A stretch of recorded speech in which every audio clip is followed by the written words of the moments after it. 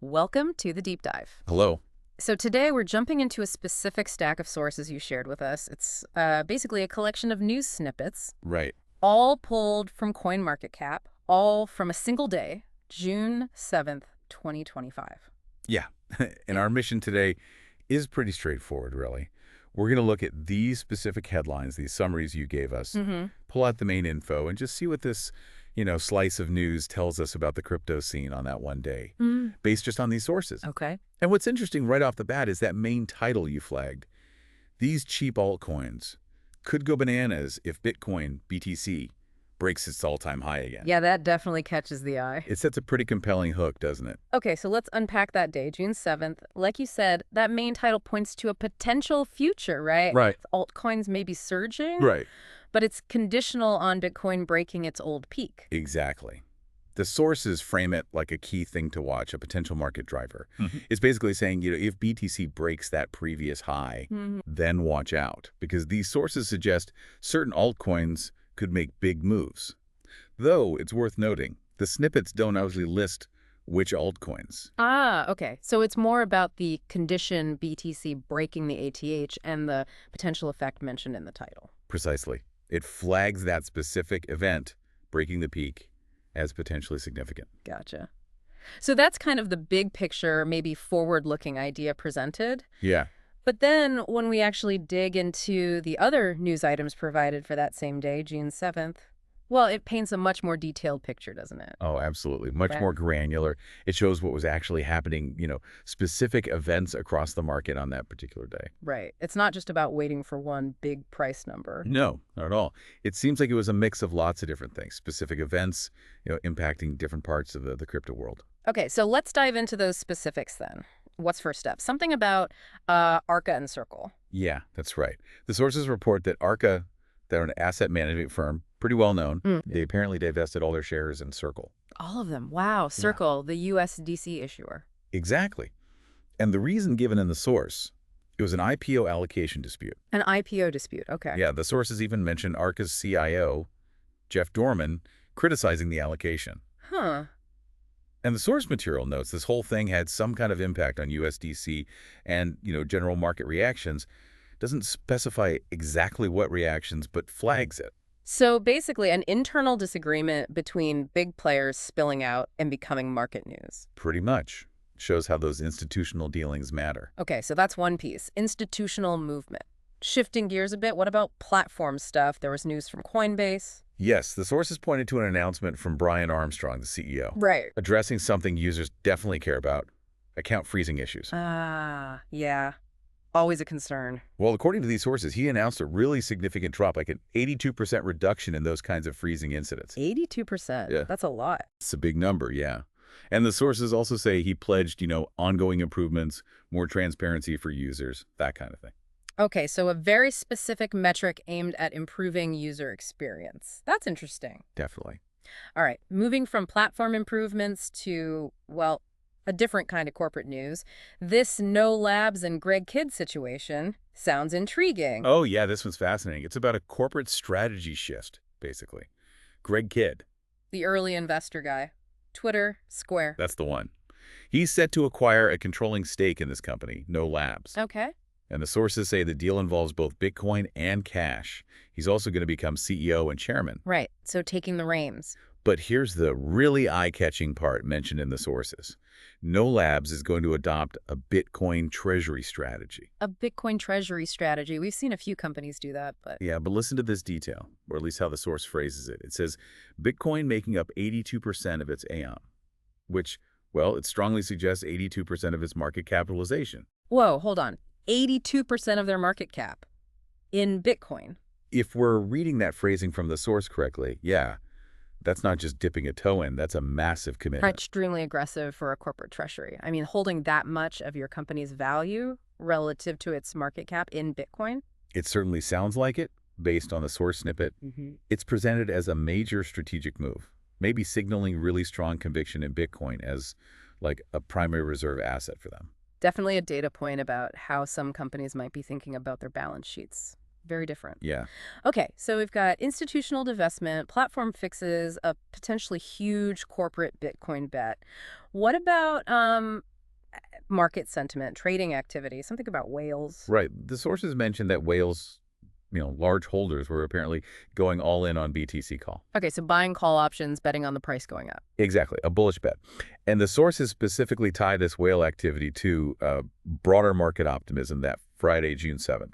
And what was driving the optimism, according to the sources? It links it directly to economic data, specifically the U.S. jobs report for May. Okay. Macro stuff. Yeah. The sources state 139,000 jobs were added. That apparently beat the expectations, which were around 125,000. So a better than expected jobs number. Right. And unemployment held steady at 4.2%, according to the source. So the implication is that this positive economic signal fueled market optimism. Which in turn encouraged these whales to make bullish Bitcoin bets. That's how the sources seem to connect the dots, yeah. Shows how traditional economic news gets woven into crypto sentiment. Connects the crypto world to the wider economy. Makes sense. Now, speaking of specific trades, there was also a really granular example, someone named Ogle. Yes. The sources highlighted this really specific high-stakes trade. This trader, Ogle, was reportedly betting against the Trempo token, shorting it. Okay, how much? $1 million, apparently, on the Hyperliquid platform using 10x leverage. Wow. $1 million at 10x leverage. That's high risk. Leverage multiplies your potential gains, but also your losses. Right? Exactly. 10 times the exposure, 10 times the risk. And the sources gave a really crucial detail. The liquidation price. Which was? $12.49. Meaning, if the Tron token price went up to $12.49, Ogle's entire $1 million short position could get wiped out, liquidated. Ouch. Total loss of the staked capital. Potentially, yeah. And the sources noted the price was actually hovering pretty close to that entry range when the article came out. So real immediate risk there. It gives you a snapshot of the really specific high leverage bets happening even on meme-style tokens alongside all the bigger news. A very granular view, yeah. Individual plays in the market. Okay. And then finally, there was one more piece of news in this collection that, well, it wasn't directly crypto, but tech-related. Google Gemini. Right. The sources just included this detail. Google announced a preview of its enhanced Gemini 2.5 Pro model. And according to Google, as reported in the sources, it's their most intelligent AI model yet. An improvement on the last version. So just a straight tech announcement that showed up in the feed. Yeah, presented simply as, a significant tech development, maybe hinting at the broader tech world that crypto operates within, or just part of the general news flow relevant to the audience. Okay, wow. So let's try and synthesize this. We've got this collection from just one day, June 7th, 2025. There's the initial idea about altcoins maybe popping if BTC hits a new high. Then specific institutional stuff like Arca ditching Circle shares. Coinbase fixed account freezes by 82%. No Labs may be putting a huge chunk of its value into Bitcoin. Whales feeling bullish and buying BTC calls linked to a good jobs report. A specific trader making a $1 million high-leverage short bet against Trump P. And even a major AI update from Google. So looking at all that together, what does this snapshot really tell us about that day, based purely on these sources? Well, I think if you connect these threads, it really shows the diversity of things happening simultaneously. You have these, potential big market triggers being discussed, like Bitcoin's price. Right. But at the same time, you've got very specific institutional moves driven by things like IPO disputes. Yeah. You've got platforms making concrete operational improvements. You've got companies making pretty radical balance sheet decisions. You see market sentiment shifting based on traditional economic data, influencing big players, and you see individuals making very specific, risky trades. And the tech news just sort of sits alongside it all. Exactly. It suggests the informational landscape isn't just one thing. It's institutional actions, platform updates, corporate strategies, macroeconomics, individual trading psychology, and even adjacent tech developments all playing out at once. It definitely highlights how multifaceted staying informed in this space really is. It's not just watching charts, is it? Not at all. Yeah. Based on this snapshot, you need to be synthesizing information from all these different angles: institutional, platform, corporate, economic, individual trades, maybe even broader tech. And trying to figure out how they all potentially interact. Absolutely. It shows that while big narratives like the Bitcoin AT exist, the day-to-day market is shaped by this complex mix of very specific, sometimes seemingly unrelated events and choices. Okay, that makes sense. So let's quickly summarize the key factual points we pulled directly from these sources you provided. Sounds good. We started with that premise mentioned in the main title, altcoin potential being linked to Bitcoin breaking its previous all-time high. Yep. Then, specific corporate and institutional actions, Arca selling all its Circle shares because of an IPO allocation issue. And no labs adopting that big Bitcoin treasury strategy, with the source suggesting Bitcoin might make up 82% of its market cap. Right. Then the platform update. Right. Coinbase reporting that 82% reduction in account freezing problems, pledging more improvements. Then the market indicators and sentiment piece, whales reportedly buying up BTC calls, Linked in the sources to general market optimism that day. which was in turn linked to that positive U.S. jobs report. The sources cited 139K jobs added, beating the 125K expectation, and stable 4.2% unemployment. Got it. And the specific trade example. Ogle's $1 million short on Trumpy, using 10x leverage on Hyperliquid. With that crucial liquidation price noted at $12.49. And finally, the non-crypto tech news that appeared.